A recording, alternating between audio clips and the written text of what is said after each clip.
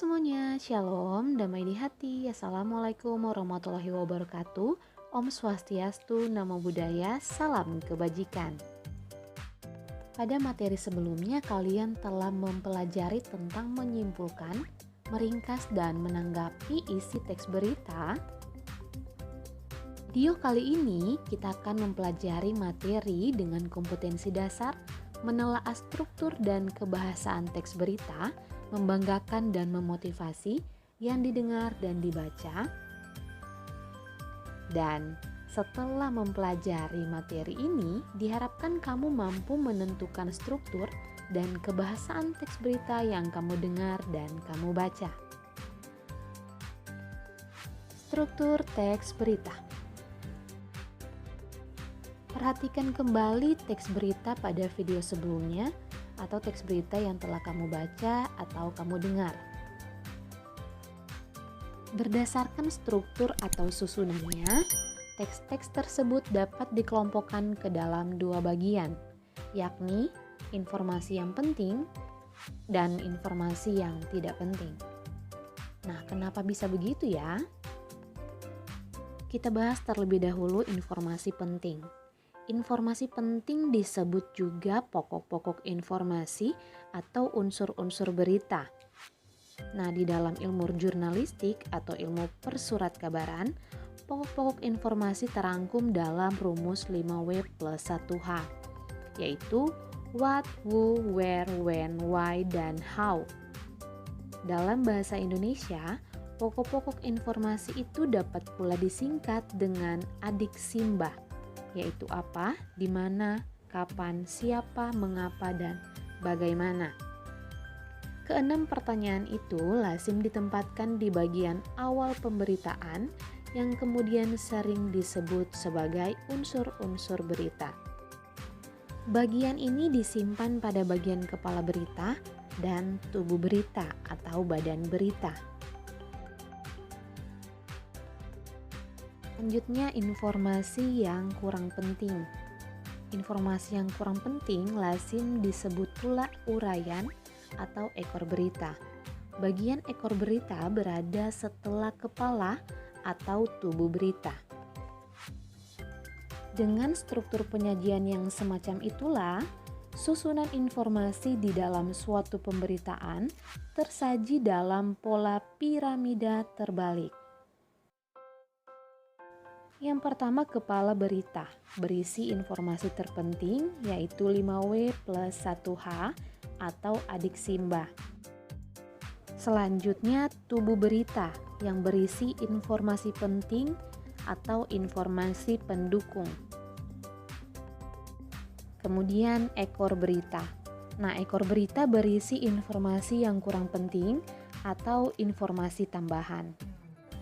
Dengan struktur penyajian informasi seperti ini, segi kepentingan suatu informasi semakin ke bawah semakin berkurang. Sebaliknya, informasi yang penting terletak pada bagian atas. Kaidah-kaidah kebahasaan. Perhatikan kembali teks-teks berita yang telah kamu baca atau kamu simak sebelumnya. Tampak bahwa teks-teks tersebut dibentuk oleh kata dan sejumlah kalimat. Di dalam berita tersebut, kata-kata dan kalimat-kalimat itu ternyata memiliki kaidah atau aturan tersendiri.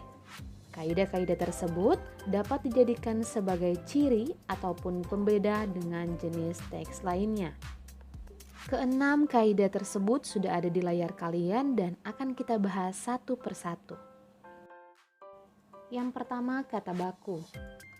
Kata baku adalah kata yang digunakan sesuai aturan atau kaidah berbahasa Indonesia yang sudah ditentukan sebelumnya.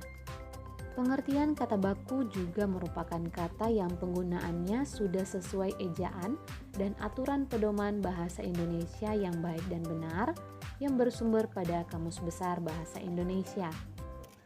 Kata tidak baku merupakan kebalikan dari kata baku, yang penggunaannya tidak sesuai aturan dan kaidah berbahasa Indonesia yang sudah ditentukan sebelumnya.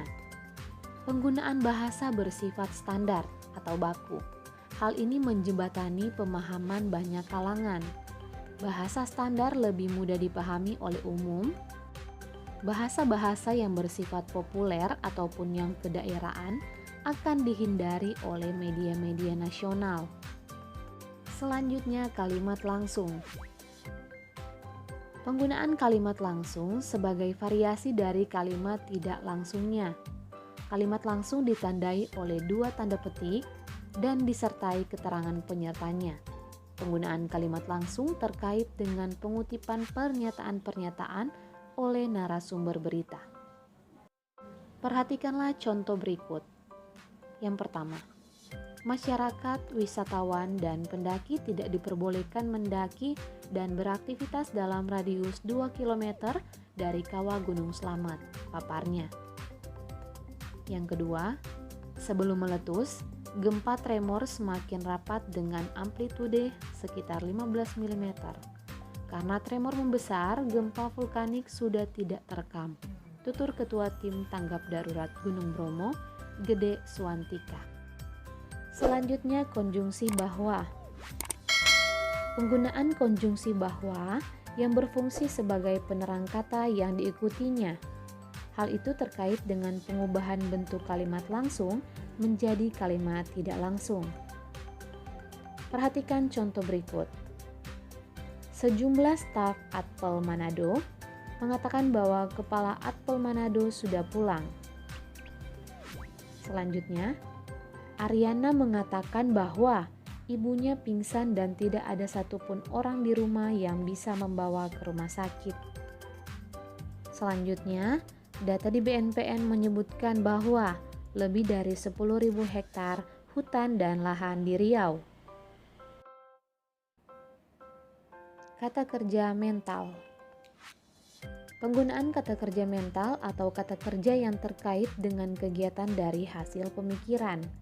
Kata-kata yang dimaksud antara lain memikirkan, membayangkan, berasumsi, berpraduga, berkesimpulan, dan beranalogi.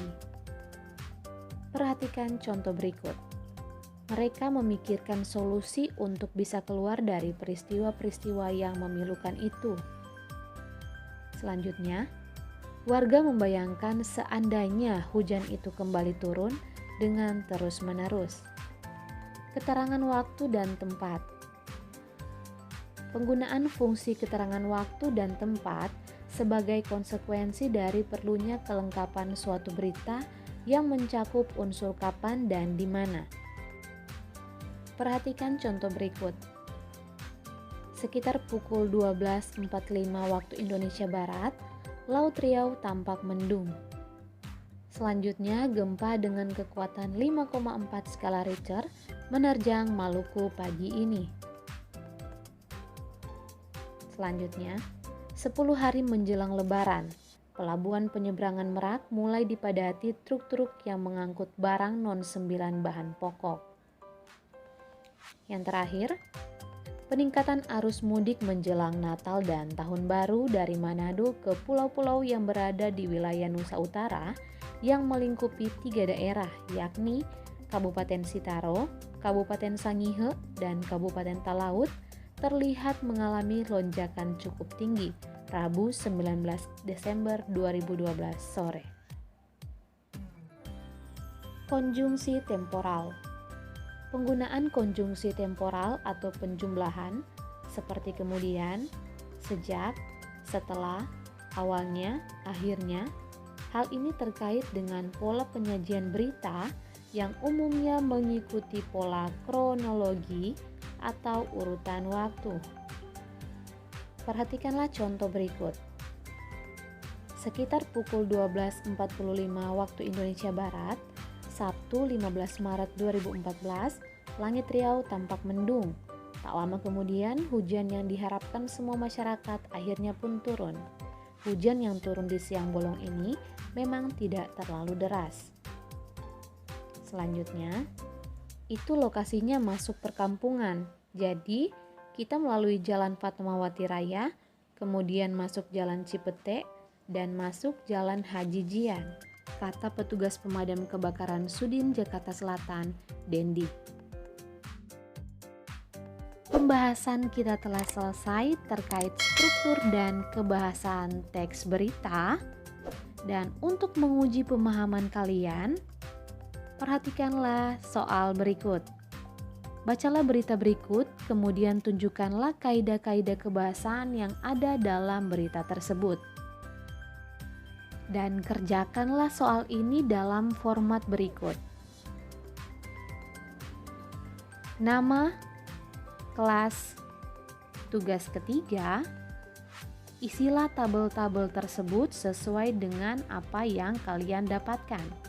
Contoh, jika kalian mendapatkan kebakuan bahasa, hasilnya kata bakunya tahun, kemudian yang tercantumkan dalam berita tersebut tahun tanpa H, itu yang kalian tulis pada kolom hasil. Kemudian, jika tidak ada kalimat langsung, digaris saja atau dikosongkan saja kolom tersebut. Demikian, selamat bekerja.